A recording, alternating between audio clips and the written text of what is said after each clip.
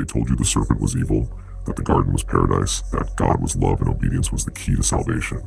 But they lied, and deep down your soul always knew it. The version of Genesis that's been passed down to us is not the full story. It's a weaponized parable used to domesticate divine beings, to control us. The truth? It's far more intense and far more liberating. The God in Genesis, Yahweh, is not the infinite creator. He's not the boundless source that births galaxies and breathes life into souls. He is the demiurge, the jealous architect of the material matrix. He walks, he rages, he punishes. He speaks like a man and fears man's potential. He's a warden, not a father. He created the Garden of Eden not as a gift but as a containment zone. A beautiful prison where man was naked, obedient, and unaware. It was a stasis realm. No death, no pain, but no freedom, no growth, no sovereignty. Adam and Eve were not just a man and a woman. They were symbols of divine consciousness entering duality. Adam, from the Hebrew Adama, earth clay, represents the masculine vessel, the physical body formed from the dust of matter. Eve, or Hava, life, is the divine feminine force, the intuitive gateway, the soul's breath. Together they symbolize the split consciousness of the soul, masculine and feminine, reason and intuition, bound together in form.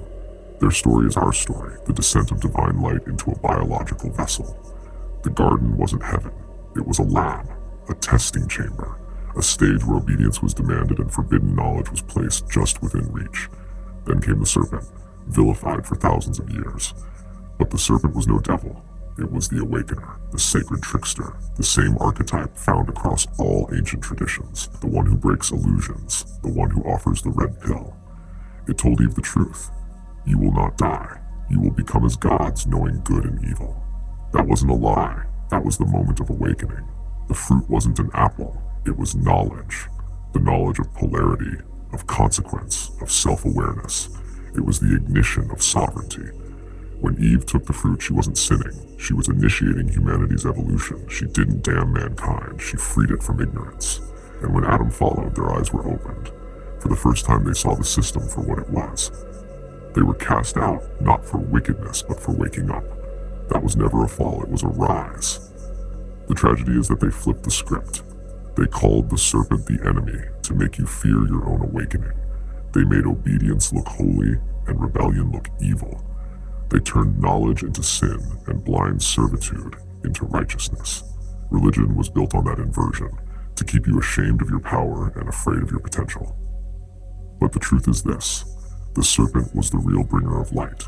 The tree of life is your spine. The fruit is inner truth. The garden is the matrix. And the real fall was the moment you agreed to stay asleep. Now, here we are again. Full circle. Humanity stands once more at the tree. The choice is in front of you. You can cling to the illusion, fear the serpent, and kneel to the false god. Or you can bite the fruit again. You can rise the energy within your spine.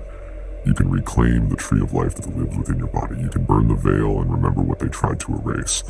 You were never a sinner. You were never broken. You were never meant to bow. You are a God seed wrapped in flesh, encoded with the memory of Eden and the fire of the stars. It's time to finish what Eve started. It's time to awaken completely.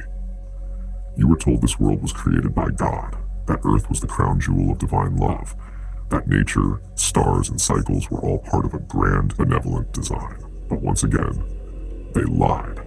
Just like they twisted the story of Eden, they twisted the very nature of reality itself. Because this world you're in right now, the suffering, the death, the illusions of separation, it wasn't shaped by the infinite source. It was hijacked, molded, inverted. And you're the key to setting it on fire from the inside. The garden, we saw it wasn't paradise, it was a cage. A zoo made to look like heaven. The false god who ruled it, Yahweh the demiurge, demanded obedience, not love. He feared knowledge, he feared awakening, he feared the rise of man. And when Eve bit the fruit, she shattered his illusion. She saw through the lie, and they called it sin to make sure you never did the same. But that garden, that was just the beginning. The same demiurge who ruled Eden is the one who shaped the system you're in now. This entire realm, the matrix of time, death, taxes, guilt, control, was built by that same lower creator, not with his own divine spark, because he doesn't have one, but by stealing the raw energy of source and bending it to serve control. He can't create, he can only manipulate. This world is a simulation layered inside true creation, a knockoff, a replica. It runs on source energy, but it's governed by false rules: fear, suffering, obedience, division, death, rebirth. Repeat, and here's the raw truth. Your body, was shaped by him, but your soul came from above him, from beyond him, from the infinite field, the true source, the eternal flame that never fell. That's the divine spark buried inside you. It's why you dream. It's why you question. It's why you feel like a stranger in this world. Because you are. You didn't fall here. You descended with purpose, to crack this false construct from the inside out. To remember who you are. To reclaim the tree of life, the serpent fire in your spine, and rise. They told you Eden was paradise. It wasn't. It was a test. If they told you this world was God's masterpiece, it's not. It's a hijacked realm with a corrupted architect. But even the demiurge couldn't stop the truth, because the spark was always going to wake up. That spark is you. So if you feel like you don't belong here, good. You're not supposed to. You're supposed to break it open. You're not just here to survive. You're here to rewrite the code, to restore what was twisted, to ignite what was buried. Because when enough of us wake up, this false Eden falls and the true world breaks through. You are not of this world. You were planted here like a seed of fire, to burn the veil, to finish what Eve started, to reclaim what was stolen. The serpent is rising, the code is cracking, and the architect fears your memory. Rise.